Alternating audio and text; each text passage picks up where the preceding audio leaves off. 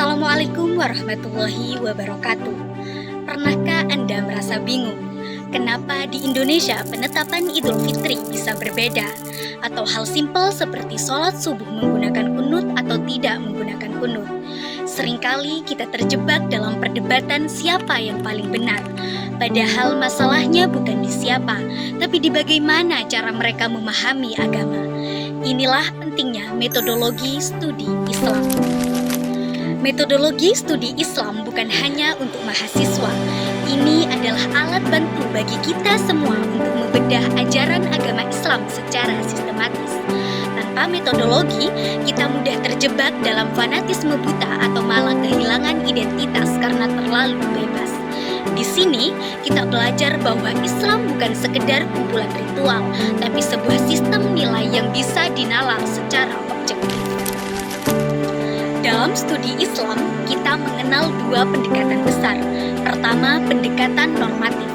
Ini adalah cara kita memahami Islam dari sumber aslinya, wahyu Allah dan sunnah Rasulullah.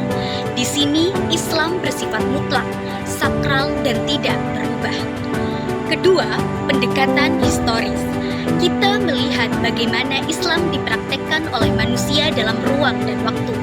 Islam yang masuk ke budaya Jawa, Melayu hingga Eropa punya corak yang berbeda. Di sini kita belajar bahwa Islam itu sholihun likulli zamanin wa makanin, selalu relevan di setiap zaman dan tempat karena ia mampu berdialog dengan realitas sosial. Kita ambil contoh perbedaan NU dan Muhammadiyah. Keduanya sama-sama memakai Al-Quran dan hadis atau normatif, tetapi metodenya berbeda. Muhammadiyah mungkin lebih menekankan pada pendekatan burhani, rasional atau hisab, sedangkan NU menjaga tradisi ruqyah dan pendapat ulama terdahulu. Keduanya punya alat ukur yang sah dalam studi Islam. Lalu, kenapa kita wajib paham metodologi studi Islam? Agar kita tidak gampang bilang bid'ah atau sesat ke orang lain. Metodologi studi Islam mengajarkan kita untuk kritis. Kita jadi tahu mana yang agama dari wahyu Allah dan mana yang pemikiran keagamaan atau hasil ijtihad manusia. Allah Subhanahu wa Ta'ala berfirman dalam surah Az-Zumar ayat 18. Bismillahirrahmanirrahim. Alladzina yastami'una al-qawla fayattabi'una ahsanah.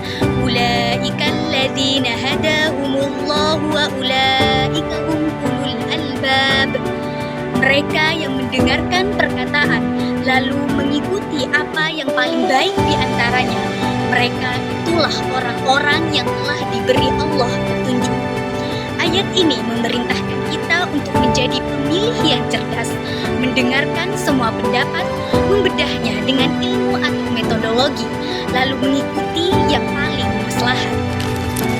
Jadi, stop debat kusir di kolom komentar. Perbedaan pendapat antara NU, Muhammadiyah, atau organisasi lainnya adalah kekayaan intelektual Islam. Metodologi studi Islam bukan untuk memisahkan kita, tapi untuk membuat kita sadar bahwa kebenaran itu luas dan keragaman adalah rahmat. Islam yang sempurna adalah yang mampu menggabungkan perbedaan. Kita teguh secara prinsip atau normatif, tapi luas secara teknis atau historis. Inilah esensi dari menjadi ulul albab, orang yang punya kedalaman ilmu. Saya Siti Maimunah, mari jadi muslim yang cerdas dan berwibawa. Wassalamualaikum warahmatullahi wabarakatuh.